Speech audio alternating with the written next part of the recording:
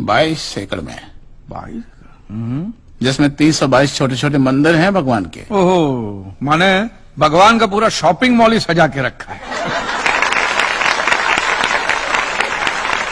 Silence. और इन सारे मंदिरों में भगवान की सेवा के लिए 142 पुजारी हैं, समझा? आपके मंदिर के बाहर भिखारी कितने बैठते हो पता है आपको? क्या? भिखारी अंदर की 320 मूर्तियां, 142 पुजारी याद है आपको, लेकिन आप ही के मंदिर के बाहर बरसों से कितने भिखारी बैठते हो याद है आपको? मिलॉर्ड, इनके मंदिर के बाहर जो भिखारी बैठते हो उसमें किसी को भी मंदिर के अंदर एंट्री नहीं। अब धूप हो बारिश हो बाहर सड़ते रहने का, अंदर पैर नहीं रखने का। ना मत कहना, ये आप ही के मंदिर के पुजारी ने मुझे बताया था। उसने तो मुझे ये भी बताया था महाराज कि कांजी भाई, ये केस अगर आपको जीतना है ना भैया, तो हर सोमवार को आइए। तो मैंने पूछा मिलॉर्ड कि मैं कहाँ हूं? तो कहते हैं शिव जी के मंदिर में आइए और 1 लोटा दूध चढ़ाइए, फिर देखिए। मैंने बोला ठीक है, ये भी करके देख लेते। तो मिलॉर्ड में पहुंच गया मंडे को दूध का लोटा लेकर। ये लंबी लाइन लगी, सबके सब हाथ में लोटा पकड़ के खड़े हुए थे ऐसे। मैंने सोचा अंदर जरूर कोई दूध पीने वाला होगा, वरना ये सबके सब गधे थोड़ी है जो ऐसे लोटा पकड़ के लाइन में खड़े। मेरा नंबर है, मैं अंदर गया, अंदर कोई नहीं था दूध पीने वाला, कोई नहीं। बीच में वो काला पत्थर पड़ा हुआ था, उसे शिवलिंग कहते हैं, मूर्ख। हाँ, शिवलिंग पड़ा हुआ था। और वो पत्थर मिलो, वो पत्थर दूध था। और वो पत्थर के बिल्कुल बगल में से छोटी सी पतली सी नाली में से वो सारा दूध बाहर की ओर जा रहा। मैंने बोला कि यस, बाहर तो कोई खड़ा होगा दूध पीने वाला। देखा बाहर भी कोई नहीं था। वो सारा दूध मिलो उस नाली से निकलकर बाहर गटर में जा रहा, टोटल वेस्ट। और वो गटर को लग के एक भिखारी खड़ा हुआ था, बेचारा 4-5 दिन का भूखा होगा महाराज, भूख के मारे वो कांप रहा था।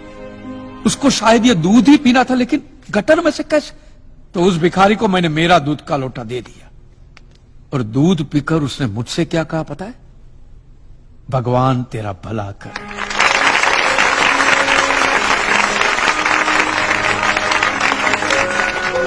तो मंदिर में आने वाला एक इंसान वो पत्थर पे दूध डालने के बजाय किसी गरीब के पेट में डाले ना, तो सबसे ज्यादा पुण्य मिलेगा, नहीं? और हाँ मौलवी साहब, किसी दरगाह पे फूलों की चादर उड़ाने के बजाय किसी नंगे फकीर के बदन पे कपड़ों की चादर उड़ाई जाए ना, तो अल्लाह को बहुत खुशी मिलेगी। और जीसस के सामने मोमबत्तियां जलाने से अच्छा है किसी गरीब की झोंपड़ी में जलाइए, तो उसके घर में कभी अंधेरा नहीं होगा। क्यों, तुम भी भगवान को नहीं मानते क्या? अरे मैं खुद भगवान हूँ। अच्छा, तो मैं अमिताभ बच्चन हूँ। देखो कांजी, दूध, चद्दर, मोमबत्ती ये सब चढ़ाना एक प्रथा है। भगवान की पूजा अर्चना, इन सब का मूल्य तुम नहीं समझोगे, क्योंकि तुम एक नास्तिक हो। जगत की मोह माया से तुम अभी तक मुक्त नहीं हुए। आप तो हो गए हो ना, आप तो बिल्कुल मोक्ष के दरवाजे पे खड़े हो। तो ये जो रीति रिवाज के नाम पे ढोंग चलते, उनको बंद करवाइए ना महाराज। शनिवार को हनुमान जी की मूर्ति पे कितना तेल बर्बाद होता है पता है आपको? लोग 2 रुपये के 5 रुपए के सिक्के यूं करके मूर्ति पे चिपकाते हैं। हनुमान जी इन सारे चिल्लर का क्या करेंगे? कांजी भाई बिल्कुल ठीक कह रहे हैं। साईं बाबा अपनी पूरी जिंदगी गरीबों के लिए और गरीबी में जिए। जब तक वो जिंदा रहे तेल की एक एक बूंद के लिए दर बदर भटकते रहे, और आज उनके मरने के बाद उनके लिए करोड़ों का सिंहासन, सोने का मुकुट, किसके लिए बताइए महाराज। एक बात बताइए, जो भी भक्त भगवान की श्रद्धा से सच्चे दिल से भक्ति करता है, उस पर तो उस परम कृपालु की कृपा दृष्टि रहती है ना? रहती है ना? आया ना? तो चलिए महाराज, मुझे यह बताइए कि अमरनाथ और वैष्णो देवी की यात्रा पे जाती हुई बस नीचे खाई में क्यों गिर जाती है? वो तो भगवान की भक्ति के लिए जा रहे थे, श्रद्धा से भजन गाते गाते जा रहे थे, तो भगवान ने डायरेक्टली उनको ऊपर बुला लिया। और आप मुझे एक गाड़ी ऐसी बताइए जिसका एक्सीडेंट हुआ हो और जिसके अंदर भगवान की मूर्ति या फोटोग्राफ ना हो।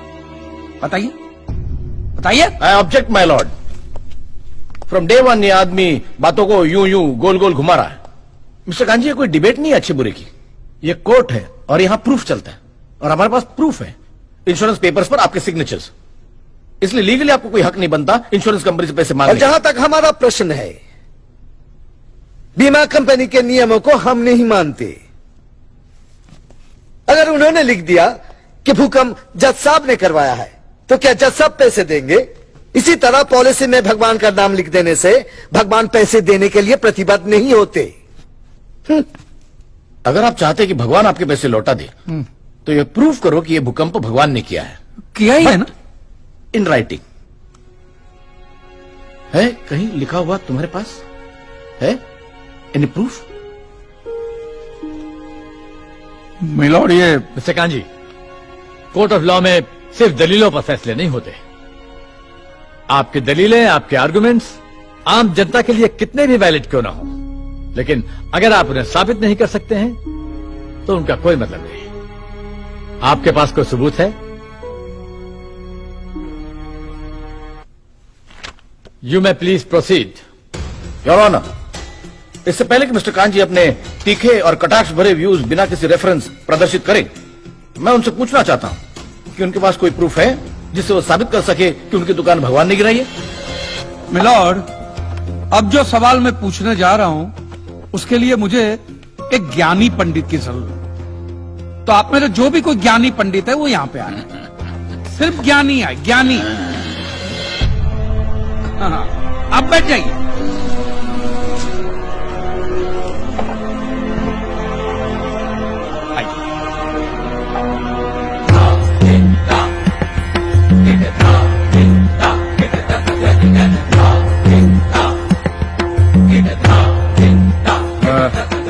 महाराज, आप जो पंडित लोग आपके प्रवचन में जो शास्त्रों की बातें करते हैं, तो शास्त्रों में जो भी लिखा होता है वो सब सही होता है? 100%। ऐसा कहां लिखा है? ये तो आप कह रहे हैं। गीता में लिखा है। अच्छा, क्या लिखा है गीता में? गीता के 4थे अध्याय का 40वां श्लोक।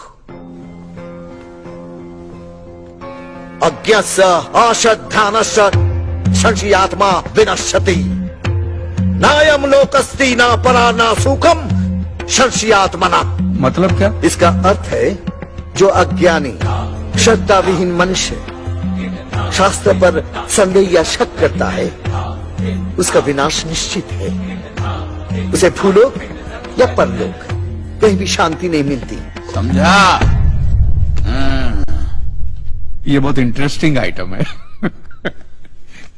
महाराज, आपको ये गीता में या शास्त्रों में कुछ भी समझ में आता है? कि जो भी लीलाधर महाराज बोल रहे हैं उसमें बस ऐसे समझा समझा करके हाथ हिला रहे हैं। मिलॉर्ड, वो स्कूल में छोटे छोटे बच्चे होते, उनको प्रेयर कभी पूरी याद नहीं रहती, तो बेचारे आंख बंद करके ऐसे करके होंठ हिलाते, वो होंठ हिलाते, ये हाथ हिलाते। एक कांजी, तूने एक सिद्ध साधु का अपमान किया है, तो तुझे नरक में भी जगह नहीं मिलेगी।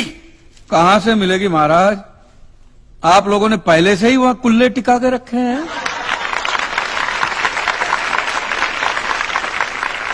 तेरा ये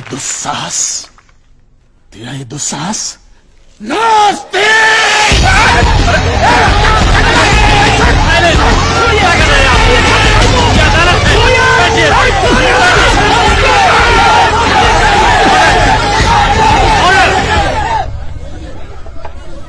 बैठ जाइए।